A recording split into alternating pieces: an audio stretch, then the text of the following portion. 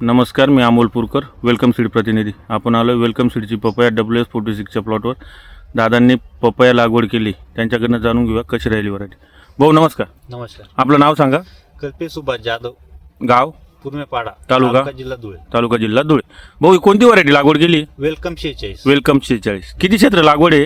हे 6 एकर आहे. 6 एकर आहे. किती प्लांटेशन आहे? हे 48. 4800. हा.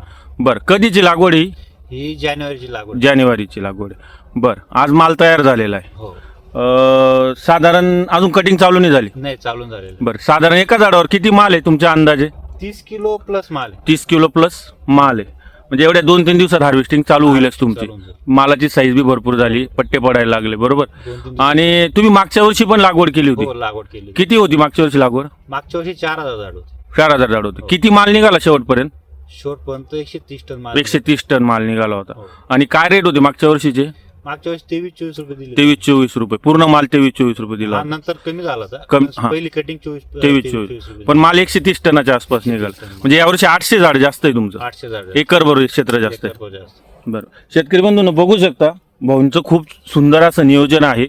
प्लॉट एकाही झाडाला अपडाऊन सेटिंग नाही. जेवढे काही प्लॅन्ट आहेत तुम्ही बघू शकता, सगळ्यांना अशी एकदम सुंदर आणि एकदम क्वालिटी फ्रूट सेटिंग झालेली आहे.